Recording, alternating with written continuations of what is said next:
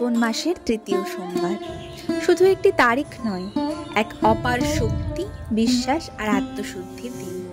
কেন শিবলিঙ্গে দুধ, দই, মধু, ঘি, মুগ ডাল এসব নিবেদন করা হয় জানেন? এই ভিডিওটিতে জানুন শিব পূজার পবিত্র জ্ঞান, আধ্যাত্মিক তাৎপর্য আর প্রাচীন ধর্মীয় বিশ্বাসের গভীর। প্রথমেই আমরা মহাদেবের অভিষেকের জন্য দু ধরনের পঞ্চামৃত তৈরি করে নেব। প্রথম পঞ্চামৃতের জন্য প্রথমে দুধ, তারপরে টক দই, সাথে গঙ্গা জল, শুদ্ধ জল আর চিনি মিশিয়ে নিচ্ছি, আর পুষ্প নিবেদন করেছি। এবারে দ্বিতীয় পঞ্চামৃতের জন্য প্রথমে শুদ্ধ জল, তার মধ্যে গঙ্গা জল, গোলাপ জল, অগরু আর কর্পূরের গুঁড়ো মিশিয়েছি।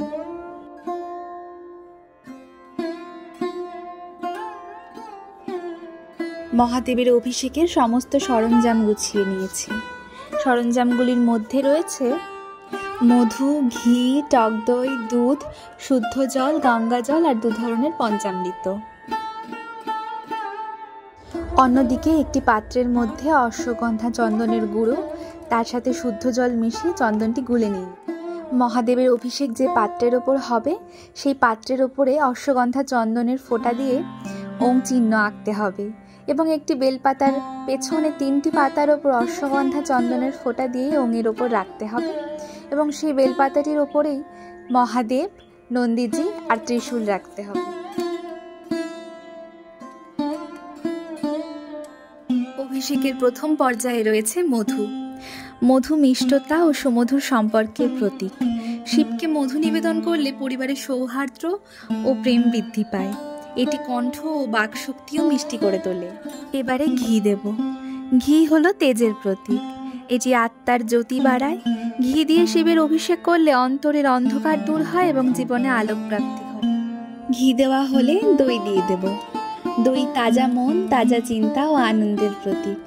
দইয়ের মধ্যে শিবকে অর্ঘ্য দিলে জীবনে সুখ শান্তি আসে বলে বিশ্বাস করা হয়।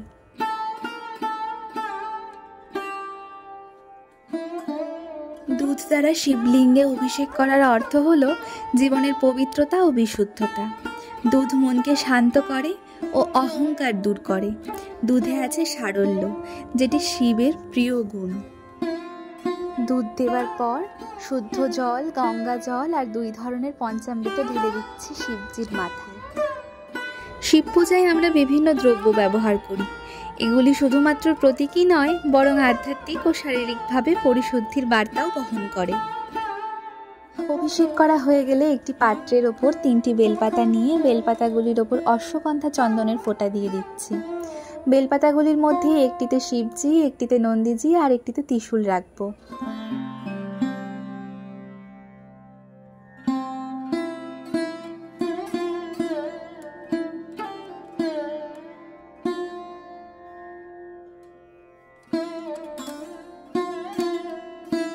এখন শিবজির ওপর 3টি অশ্বগন্ধা চন্দনের ফোঁটা দিয়ে দিতে হবে।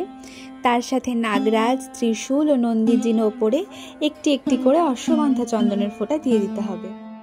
ভোগ হিসেবে আমি রেখেছি 3 রকমের ফল আর 3 রকমের মিষ্টি। ফল এবং মিষ্টি প্রত্যেকটির ওপরে অশ্বগন্ধা চন্দনের ফোঁটা দিয়ে দিতে হবে। আর যে পাত্রের ওপর জল দেবে সেটাতেও একটি অশ্বগন্ধা চন্দনের ফোঁটা দিতে হবে। শিবজির ভোগে সবসময় বেলপাতা নিবেদন করতে হয়, তাই এখানে প্রত্যেকটি ভোগের থালা এবং গ্লাসের ওপর বেলপাতা নিবেদন করছি। শিবজির অত্যন্ত প্রিয় ফুল আকন্দা ফুলের মালা বানিয়েছি, তার উপরে অশ্বগন্ধা চন্দনের ফোঁটা দিয়ে শিবজিকে পরিয়ে দিলাম। একটি পৈতের ওপরেও অশ্বগন্ধা চন্দনের ফোঁটা দিয়ে সেটি শিবজির মাথায় দিলাম। বেলের ওপর অশ্বগন্ধা চন্দনের ফোঁটা আর ধুতুরা ফলের ওপর অশ্বগন্ধা চন্দনের ফোঁটা দিয়ে সেগুলিকে শিবজির কাছে রেখে দিচ্ছি। এখানে প্রত্যেকটি বেলপাতার উপর অশ্বগন্ধা চন্দনের ফোঁটা লাগিয়েছি এবং সাথে মধু মিশিয়ে নিচ্ছি।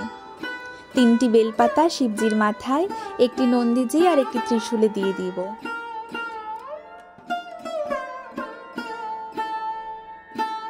কর্পূর আরতির জন্য 5টি কর্পূর আর 3টি লবঙ্গ নিয়ে নেব। শিবের পূজায় অপরাজিতা, কলকে ও ধতুরা ফুল ব্যবহার করার পেছনে রয়েছে ধর্মীয়, পৌরাণিক ও আধ্যাত্মিক ব্যাখ্যা। সমুদ্র মন্থনের কাহিনী অনুযায়ী শিব কালকুট বিষ পান করেছিলেন।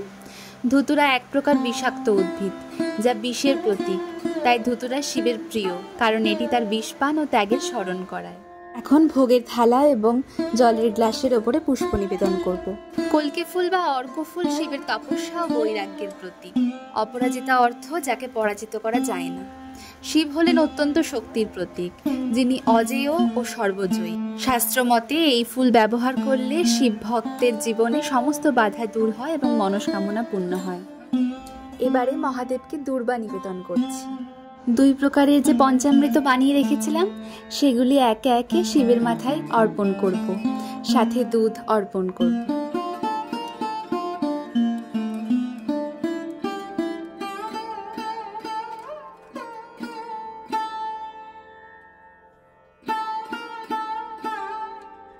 এবার শিবজির মাথায় চিনি নিবেদন করছি।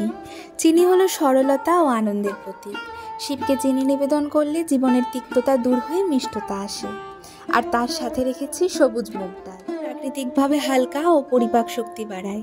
শিবকে মুগ ডাল নিবেদন মানে নিজের সুস্থতা ও দীপ্তির প্রার্থনা। এখন আরতিটা সেরে নেব।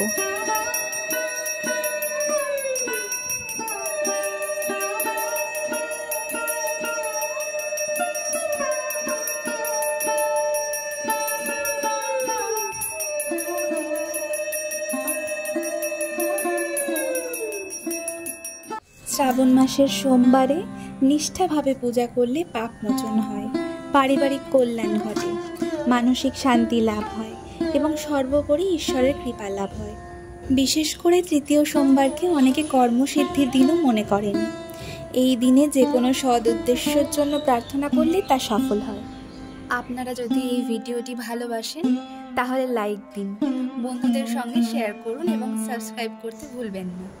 ওম নমঃ শিবায় এই মন্ত্রে ভরে উঠুক আপনার প্রতিটি দিন।